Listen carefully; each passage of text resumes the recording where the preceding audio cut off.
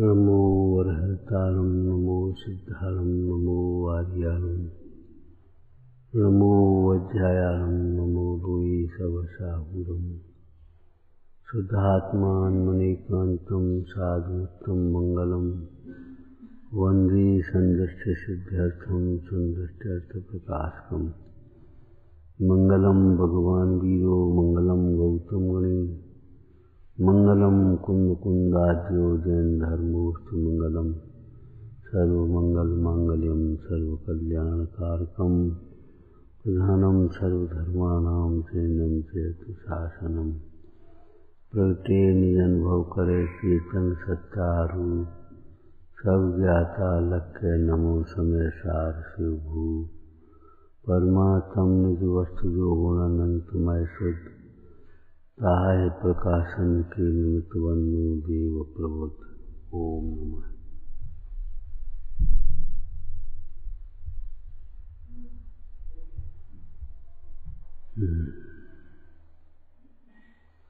ताते जिनवर कथित तत्व अभ्यास करिए।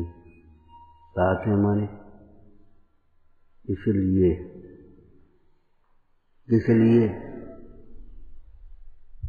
किसलिए विषय चाहत अवदाह चरण जगत जन अरंद जावे तास उपाय न आन ज्ञान घन घान बुझावे। जगत के मोही प्राणियों के अंतरंग में निरंतर चाह रूपी दाह जल रही है, दावाग्नि जल रही है।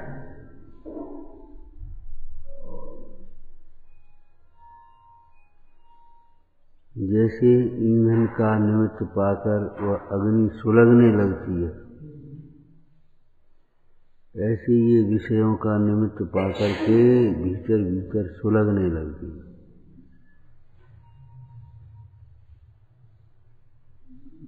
निरंतर जल रही है। ऐसा नहीं है कि आज जल रही है, कल नहीं जल रही, परसों नहीं जल रही, ऐसा नहीं है। निरंतर विषयों की चाह है। क्यों? ये जीव दुखी है तो दुख का लक्षण हुआ चाह भीतर में। देखो, स्थूल उपयोग से सूक्ष्म तत्व की प्राप्ति नहीं होगी, ये ध्यान रखना।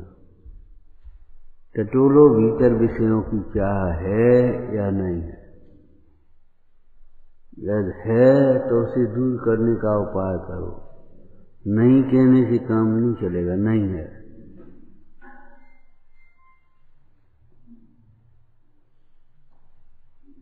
कहना सरल है, हमें कुछ नहीं चाहिए। कहना सरल है, हमें कुछ नहीं चाहिए। अंतर में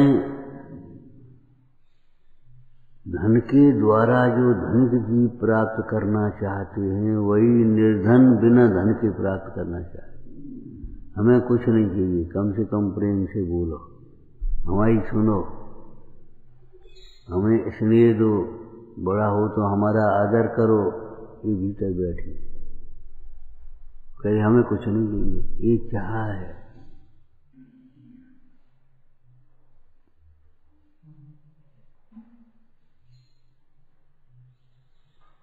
विषय पंच इंद्रिय के विषय होते हैं, नाना प्रकार के। अच्छा वातावरण रहे, ठंडी ठंडी हवा चले, बहुत ठंड नहीं पड़े, ये भीतर में बैठी रहती मान।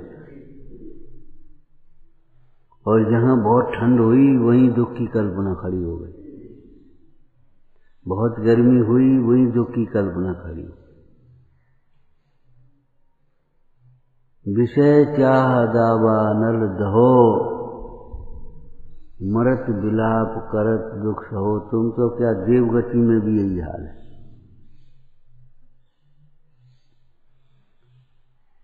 ज्ञान के बिना ये चाह नहीं मिटती। इस प्रसंग में पहले कहा था, भैया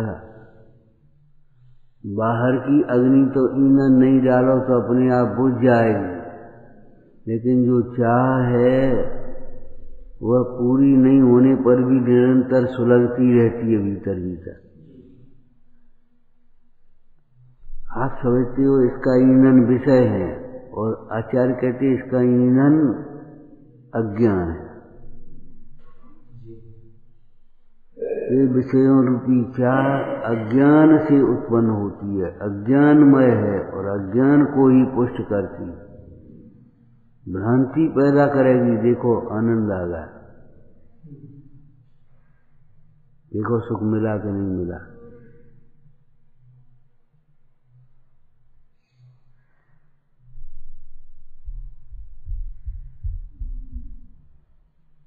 किसी से जरा अच्छे बोल लो तो वो एकदम प्रसन्न हो जाएगा, चलो हमारी पूछ ले।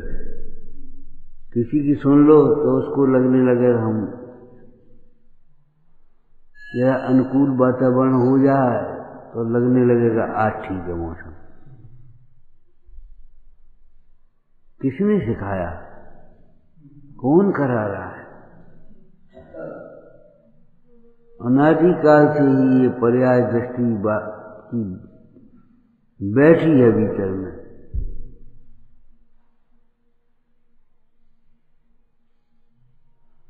कहते हैं जिनवर कथित तत्व अभ्यास करिए, संशय विभ्रम मोह त्याग आपो लख दीजिए।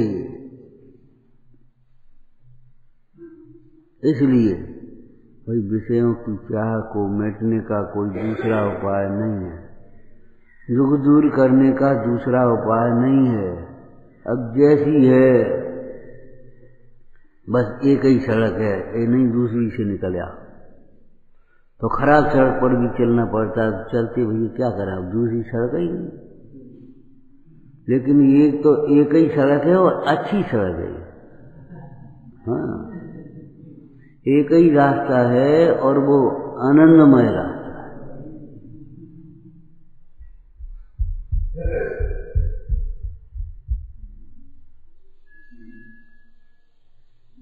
गरीब आदमी को भी दूसरे का महल देखे तो ईर्ष्या हो जाती है, और अपनी साफ सुथरी झोपड़ी देखे तो आनंद होता है। उन्हें अपना घर तो है, एक प्लॉट ले लिया, बाउंड्री बना ली, एक छप्पर डाल लिया, चलो अपना घर हो गया। सोचो कैसा आनंद होता होगा। यहाँ आत्मा उत्तम भी है और अपना भी है। ऐसा नहीं आत्मा है बस, आत्मा अपना भी है और उत्तम भी है। कितना आनंद होता होगा। कोई सुंदर बच्चा देख करके तुमको कैसा लगने लगता है? बच्चा बहुत सुंदर है, और वो अपना भी हो फिर कैसा लगता है? वो आत्मा अपना भी है और सुंदर भी है।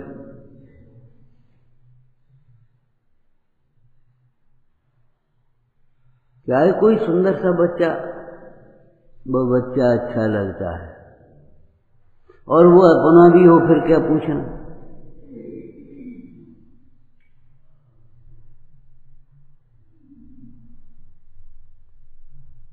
आत्मा अपना भी है, सुंदर भी है, सुखमय भी है, अनंत गुणों का समूह है, ज्ञानमय है। सब जैसा तुम चाहते हो वैसा ही आत्मा है। दिखता इसलिए नहीं है कि उसे पर्याय दृष्टि से देखते हैं, संयोग दृष्टि से देख रहे हैं। ये काला संयोग ही तो है, ये गोरा ये संयोग ही तो है, ये मोटा संयोग ही तो है, ये पतला ये संयोग ही तो है। संयोग दृष्टि से देखने वाले जीवों को आत्मा नहीं दिखता। क्यों? संयोग हुआ आत्मा नहीं है। पर्याय दृष्टि से देखने वाले जीवों को आत्मा नहीं दिखता। क्यों? पर्याय नहीं, पर्याय मात्र नहीं है। आत्मा में पर्याय तो है, लेकिन आत्मा की पर्याय अमूर्तिक, वह कौन दिखाई दे रही?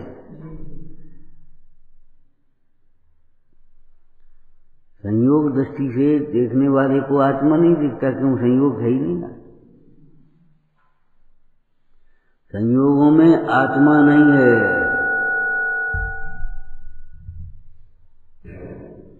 संयोगों में आत्मा नहीं है।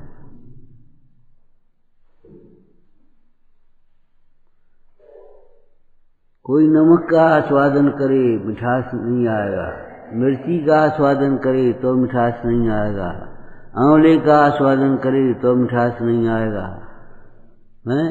कोयले का आस्वादन करे तो मिठास नहीं आएगा, सोने का आस्वादन करे तो मिठास नहीं आएगा। अब वो झुंझला है, इतनी चीजें खा चुके, कहाँ आ रहा स्वाद? तो इन सब में मिठास नहीं है।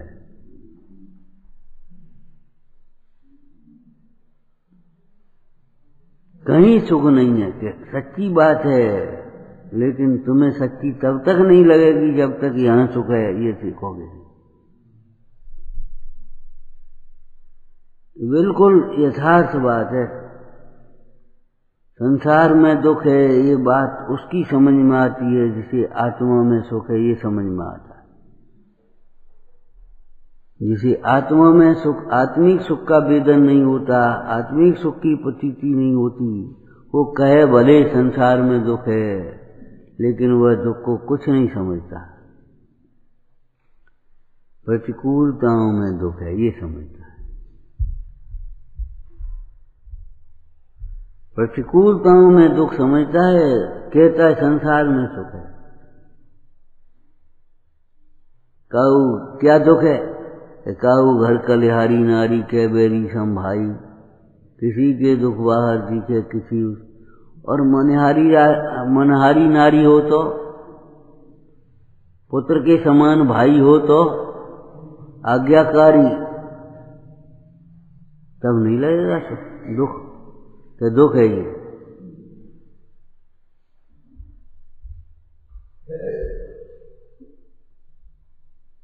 दूर क्यों जाते हो? आप अपने से पूछो। अगर दिन भर आपसे कुछ न कहे कोई,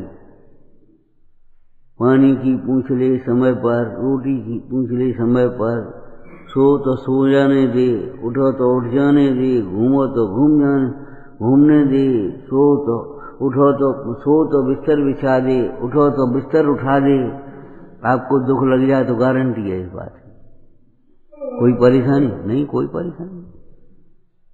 जबकि ये सब दुख है।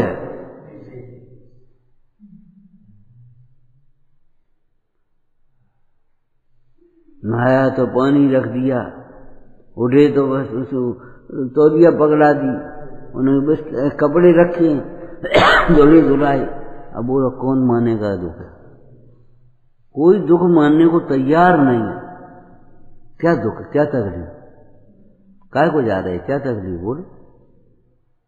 ये प्रश्न तीर्थंकरों से पूछना कि क्यों गए थे? प्रतिकूलताओं से घबरा करके जंगल में नहीं गए थे।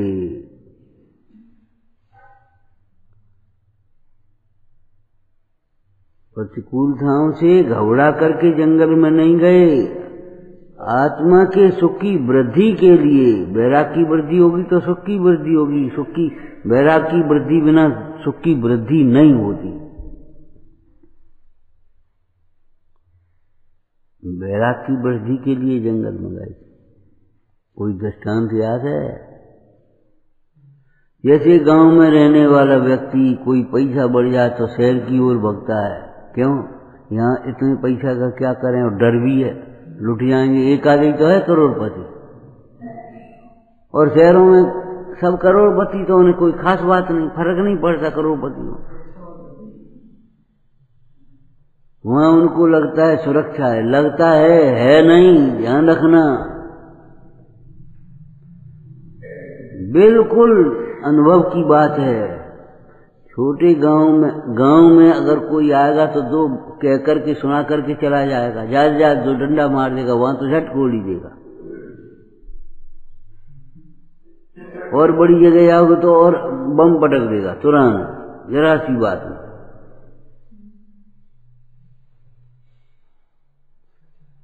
गरीब का लड़का अगर रूठ जाए तो रोटी नहीं खाएगा, ज्यादा से ज्यादा इतना करेगा, हमें रोटी नहीं खानी, हमें कुछ नहीं खाना, और वो तो जहर खा लेगा।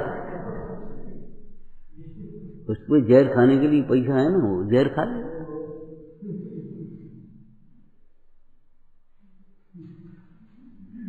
आत्मघात कोई गरीब कम करते, बहुत कम करते। इससे सिद्ध होता है आत्मघात का कारण प्रतिकूलताएं नहीं है, रोग नहीं है। आत्मघात का कारण असंभव कल्पना है, विपरीत कल्पना।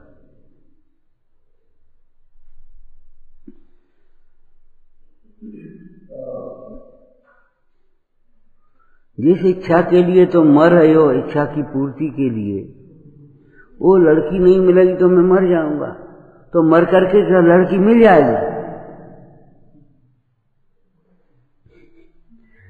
सोच पहले, मरने से पहले सोच ले।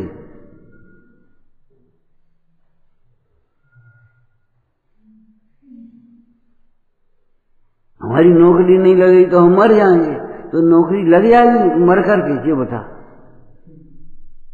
फिर क्या को उल्टी कल्पना करता है।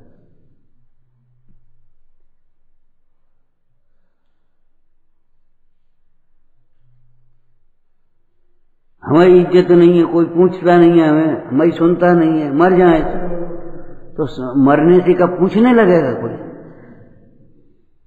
इज्जत हो जाएगी मरने से।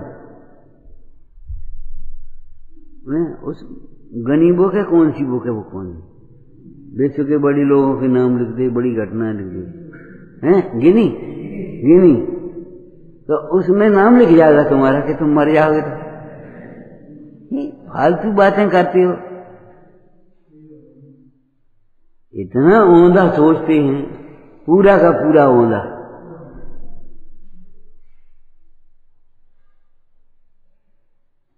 झूठा उद्यम लोग करते हैं, यहाँ में निश्चिन घाटी, जग धोखे की टाटी।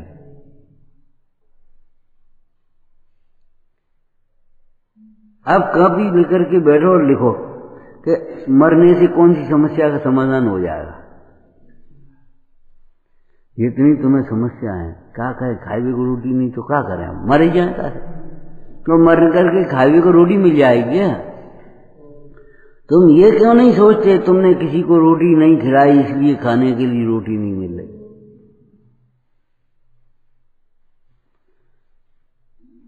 है? तुम ये क्यों नहीं सोचते रोटी तो नहीं मिल रही, जिनवानी तो मिल रही है।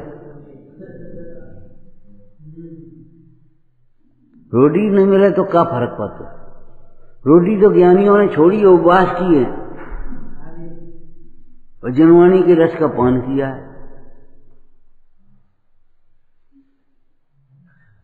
रोटी नहीं मिली तो तुम सोचते कि मरने से रोटी मिल जाएगी। चार गति में कहीं जाओगे तो मर करके हाल की हाल रोटी तो नहीं मिलेगी। मनुष्य गति में जाओगे तो मां की पेट में जाओगे, वहां कहां धरी रोटी।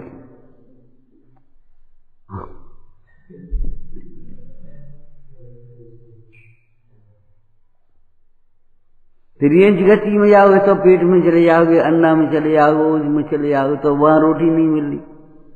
नरक गति में चले जाओगे तो रोटी नहीं मिल रही, और देवगति में चले जाओगे तो रोटी नहीं मिल रही। और देवगति में कब वैसे ही चले जाओगे। आत्मघात के परिणाम वाला जीव देवगति में जा सकता है कभी? और देवगति में जाने वाले जीव को क्या आत्मघात के परिणाम हो सकते?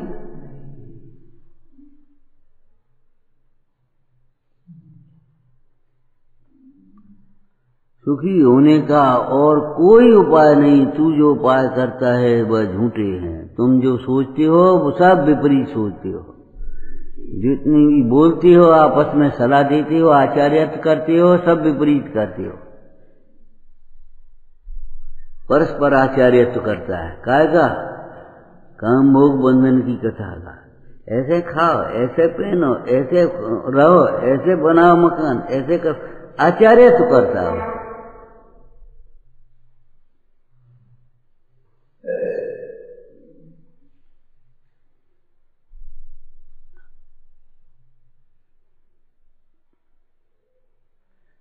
विचार करो, और कोई उपाय है नहीं। कल्पना करो और निर्णय करो।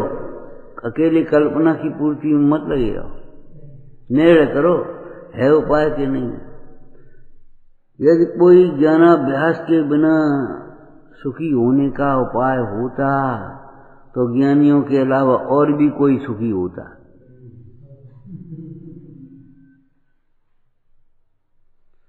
कोई तो होता पैसा वाले, स्त्री वाले, परिवार वाले, त्यागी, कोई तो होता ही कम से कम। नगर वाले, गांव वाले, जंगल वाले, कहीं तो कोई न कोई तो सुखी होता।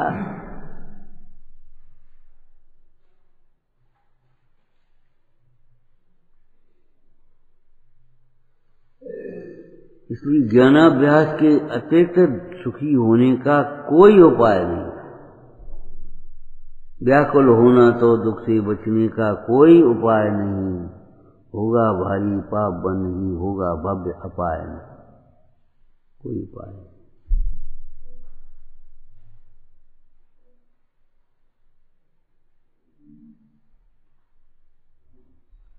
ताते जिनवर कथित तत्व अभ्यास करिए। अब इस प्रसंग में तत्वाभ्यास करो। क्या तत्वाभ्यास करोगे?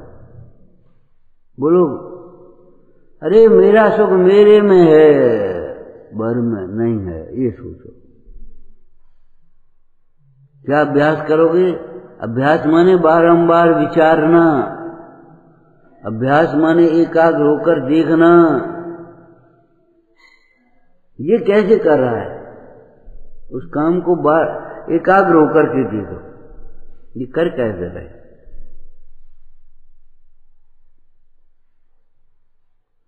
तो बार बार देखो इन भगवंतों को, बार बार इन गुरुओं की सुनो, बारंबार विचार करो क्या मेरा सुख मेरे में। और अपने मन को समझाओ, भाई जब मेरे में है तो मेरे में मिलेगा, बाहर कहाँ मिल जाएगा। विषयों में सुख है नहीं तो मिलेगा कहाँ से? ढूंढो।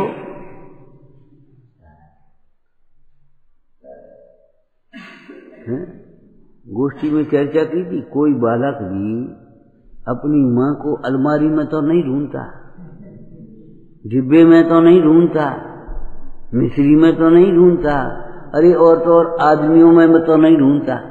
कहाँ देख रहे कि हमारी अम्मा कहाँ बैठी, इधर कहाँ बैठी हूँ, इधर देखो।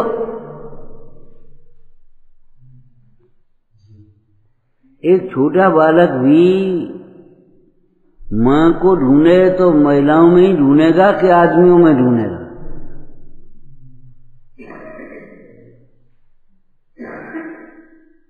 चूहे के बिल में तो नहीं ढूंढेगा,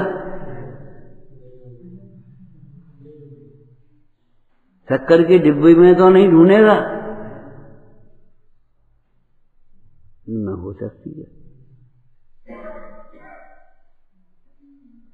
तो सुख जीव में ढूंढो, विषयों में मत ढूंढो। जीवते मूढ़पनो कित पायो। ये मूढ़ता कहां से आई कि तुम वहां ढूंढ रहे हो? क्यों भाई, क्या ढूंढ रहे हैं? कि सोने में मिठास ढूंढ रहे हैं, अग्नि में शीतलता ढूंढ रहे हैं। ये असंभव दृष्टांत पुराणों में दी है। इधर देख, क्या देख रहे हो कि सूर्य कब उदय हुआ? पश्चिम में सूर्य उदय होता है, पूरब में देखो ना।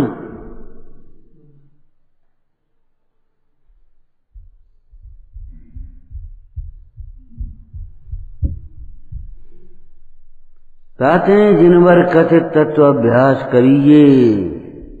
इसलिए जिनेंद्र भगवान के द्वारा कहे हुए तत्व का अभ्यास करो। चाहे किसी के द्वारा कहे हुए तत्व का अभ्यास मत करना। दुनिया में सब लोग तत्व कहते हैं, विज्ञान वाले भी तत्व कहते हैं,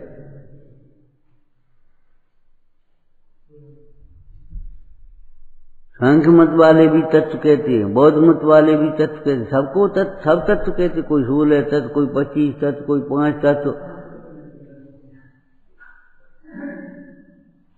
जिनेंद्र भगवान कथित तत्व का कितना सरल कर दिया मैंने, और सबसे और कहीं ढूंढने की कितना सरल कर दिया।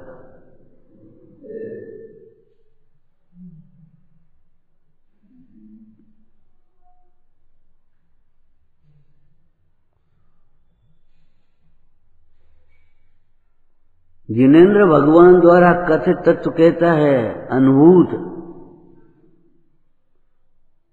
आत्मा में सुख जिनेंद्र भगवान ने देखा है, और अकेले जिनेंद्र भगवान ने ही नहीं, जिनेंद्र भगवान कथित तत्वों का अभ्यास करने वाले समस्त भेद ज्ञानियों ने देखा है।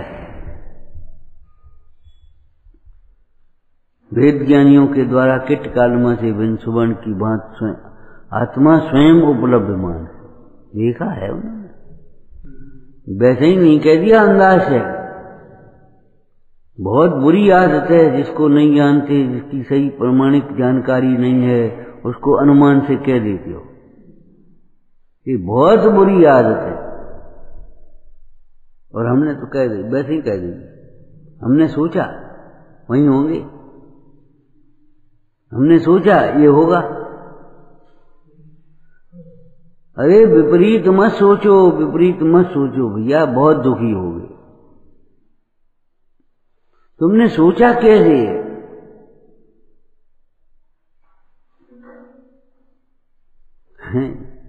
जिनवर कथित तत्व भगवान ने कहा है, हमने सोची वहीं रख दे। कहाँ रखें ये पूछो, देखो कहाँ रखने की जगह है उसकी। लौकिक में भी इतना सूक्ष्म उपयोग होता है, तो यहां तो होना ही है। मेरा सुख मेरे में है, अपने में देखने वाले जीवों को ही सुख मिला है, और उन्हें सुख मिला ही है। किसी अपने को देखने वाले ज्ञानी को सुख न मिला हो ऐसा होता नहीं, असंभव बात। कहते हैं जिनवर कथित तत्व अभ्यास करिए, काय के लिए? ऊपर से मिला करके अर्थ करो। तो भाई हम सुख ढूंढ रहे वहां, जिन्हें भगवान कह रहे यहां तुम अभ्यास करो, बारंबार विचार करो। तत्व विचार से विपरीत विचार रोके जाते हैं, रुकते हैं। प्रकाश से अंधकार का अभाव होता है, प्रकाश होने पर अंधकार का अभाव होता ही है। ऐसे तत्व विचार करने पर विपरीत विचार रुकते ही हैं। जो जीव तत्व विचार नहीं करते उनको विपरीत विचार अपने आप आते हैं।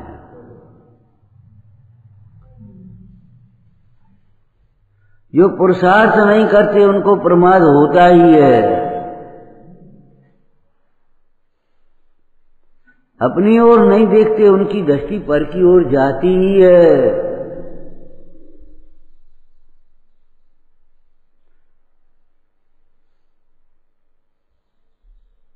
कहते हैं जिनवर कथित तत्व अभ्यास करिए। अभ्यास माने एकाग्र होकर के देखना और विश्वास पूर्वक बारंबार विचार करना। विश्वास पूर्वक बारंबार विचार करो उसका, और एकाग्र होकर के देखो। कब तक? जब तक कि अपने को भाषित न हो जाए। मेरो धनी नहीं दूर दिशांतर, मोही में है मोह सूजत नीके। हे गुरु, आपने कहा, हमने देखा, मुझे अपना सुख दिखा। मेरो धनी नहीं दूर दिशांतर, मोही में है मोह सूजत नीके। भली प्रकार दिखाई दे रहा।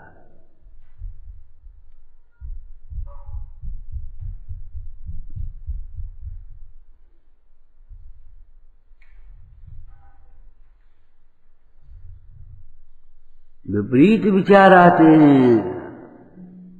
विपरीत विचार इसलिए आते, तत्व विचार नहीं करते। तत्व विचार करोगे तो विपरीत विचार नहीं आएंगे। एक नियम कर लो, जो स्वाध्याय में सुनते उसका विचार करो, जो पढ़ते हैं उसका विचार करो, फिर देखना कितने विचार आते। खाली दिमाग शैतान का घर, खाली बैठे से उल्टा उल्टा सोचते रहते फालतू। और आप देखना जो अपने काम में व्यस्त रहते हैं उनको विपरीत विचार कम आते हैं। कम इसलिए कहा वो अपना काम नहीं समझते ना, इसलिए विपरीत तो विचार आ रही है।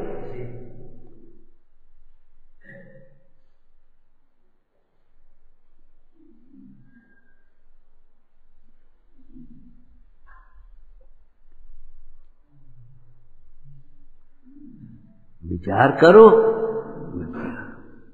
उत्पाद पूर्वक व्यय होता है, व्यय पूर्वक उत्पाद होता है।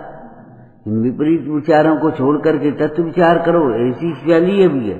और तत्व विचार करने में लग जाओ, विपरीत विचार अपने आप छूट जाए। ज्ञानाभ्यास करने लगो, पढ़ने ही लगो लौकिक तो चलो, अभ्यास में पढ़ना सुनना वाचना ये सब भी अंतर्गर्भित है बाहर में। आपको बहुत टेंशन सा हो रहा हो, चिंताएं हो रही हो, एक पुस्तक अच्छी सी पढ़ने बैठ जाओ, आपको पता ही नहीं पड़ेगा कब ये विकल्प चले गए,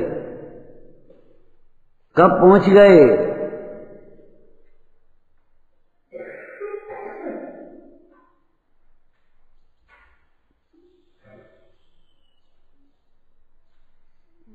ध्यान रखना, मोक्ष का स्वरूप ही आनंदमय नहीं, मोक्ष मार्ग भी आनंदमय है। क्यों? वह आनंदमय आत्मा की अनुभूति रूप है। मोक्ष का मार्ग भी आत्मा के अनुभवन जनित आनंद वहां भी होगा, और मोक्ष में भी क्या होगा? आत्मा का अनुभवन, तो वहां भी आनंद होगा।